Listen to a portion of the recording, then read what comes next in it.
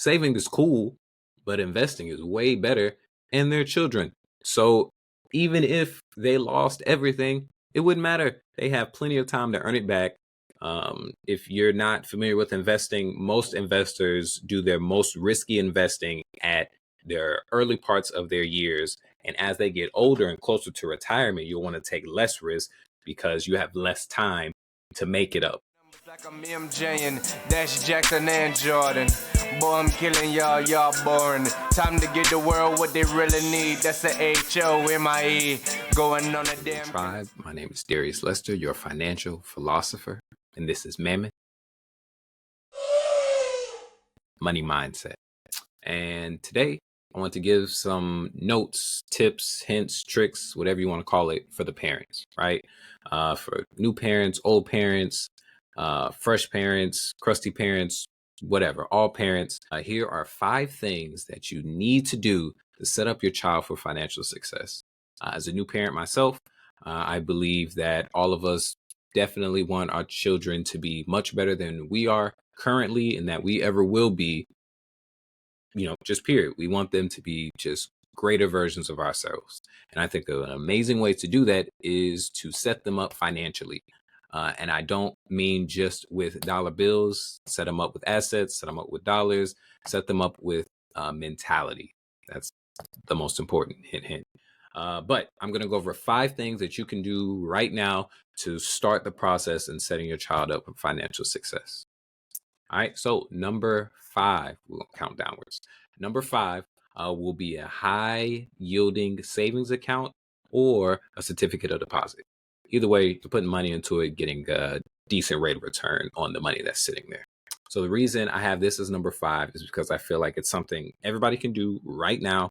Doesn't cost you any extra money to do it. It's just the money that you're putting in there will start to accumulate interest over time.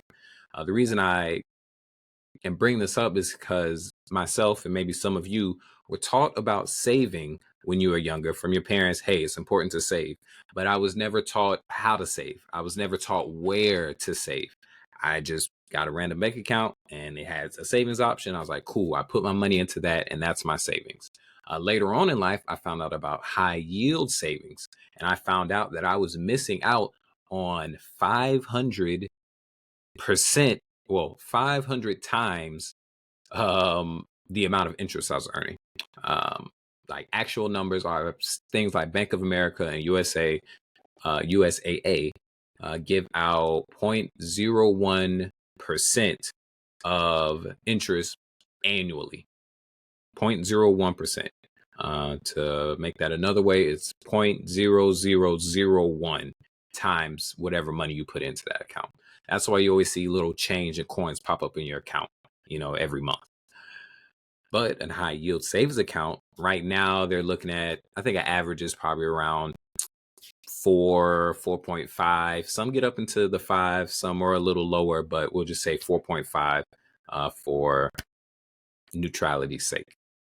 0.01 or 4, which is a whole number, 0.5, right?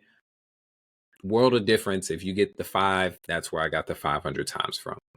So just to maybe make that make more sense, I will show you a screen. Okay, boom, investor.gov, just to show you some quick math. I love compound interest calculators. It's a great way to figure out how much you'll benefit from saving money. So let's say you got a bun in the oven, like I do. So it's like, all right, I want to set this kid up to be good, when they're ready to leave the house. So I'm going to put $300, between me and my wife. Let's say we're giving up $150. I feel like that's pretty conservative. I feel like most people can do that. Boom, $300 every month. We're committed. We're just going to get used to not having that money. We're going to do it for 20 years. And I'll do 4.5 because that's a percent that I've talked about. Variance is just 1. That just means it's going 1 up and 1 down. And it will accumulate annually. All right. So in 20 years, you will have $113,000. Right? That's how much you're going to have in this high yield savings account if it accumulates 4.5 interest every single year and you keep putting $300 into it monthly. Make sense? Now, let's change this to Bank of America's rate, which, like I said, is 0.01% annually. Hit that button. Now, over the 20 years, you get $72,000. So if you're keeping up, that's about a difference of, we'll just call it $40,000. If somebody owed you $40,000, would you be happy about it or sad about it? I think you'd be sad about it. You might be mad about it. $40,000 is a ton of money. I'm sure your child could use that on a ton of things. So, high yield savings account good, regular savings account bad. Go use them. Okay. So, number 4 will be a 529 college savings plan. Basically, this is an account. They vary by state. So really, you can just go on Google, type in 529 college savings plan, and then whatever your state is, and the website should pop up. And basically, this is a place where you can put money into every month, or however often you feel like. And the reason you would do this is because this money can grow tax-free, right? As long as you're going to use that money to pay for your child's, higher education. So this is basically a place you put money to save up for college. It's so much better than saving money on top of your fridge, in your savings account, any of that stuff, because that fridge money, that savings account money, and that investment account money, all that stuff will be taxed as it grows, right? Whereas if you put it into this account, it will grow. And then whenever you take it out to actually pay for college, it's tax-free, which will amount to you saving thousands. Number 3, authorized users on credit cards. So an authorized user is basically saying, hey, this person is allowed to use the credit card for all the same stuff I use the credit card for. Why would you do that? You would do that because since you add your child as an authorized user, now this is telling, their credit report, all the, creditors, TransUnion, Equifax, so on and so forth. It's telling them, hey, this is an owner of this card. So it will give that new owner all the history you have on your current card. So if you've had that card open for 10, 15 years, now it's showing that your child, has 10, 15 years of, history on their credit, which raises their score. This is something you'll want to do when they get around 17, 18. Some people, put them on earlier around, 13, 15. But honestly, none of that changes anything. You putting it on there early and putting it on there, right before they turn 18 has no difference because it's based off of the time that the card has been open, right? And that time is going to keep going up regardless if you put them on it or not.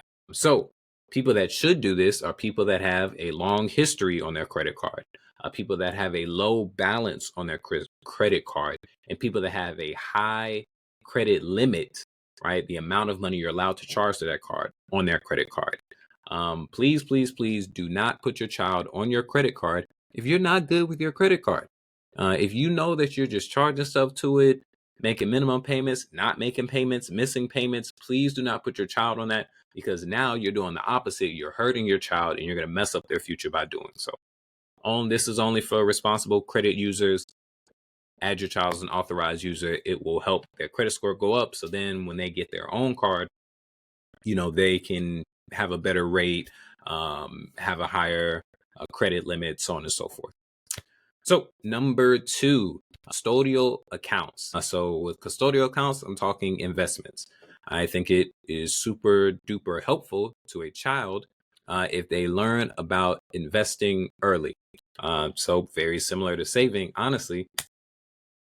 This is, Darius, my personal take. Saving is cool, but investing is way better, and they're children. So even if they lost everything, it wouldn't matter. They have plenty of time to earn it back. If you're not familiar with investing, most investors do their most risky investing at their early parts of their years. And as they get older and closer to retirement, you'll want to take less risk because you have less time to make it up. Saving is cool, but investing is way better, and they're children. So even if they lost everything, it wouldn't matter. They have plenty of time to earn it back. If you're not familiar with investing, most investors do their most risky investing at their early parts of their years. And as they get older and closer to retirement, you'll want to take less risk because you have less time to make it up.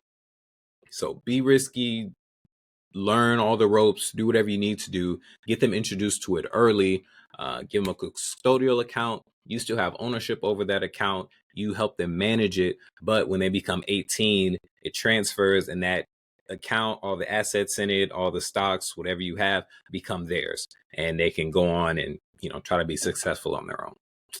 All right. And the number one thing that you can do to make your child financially successful in their future is to teach them financial literacy. This is above saving, because you can get a kid $1 million when they turn 21, 25. That's great. But if they don't know what to do with it, I promise you, they're going to spend it all and they're going to put themselves into mountains of debt. It'll disappear like magic. That is why it's so imperative to teach your children financial literacy. So please be open with your kids. Tell them about bills.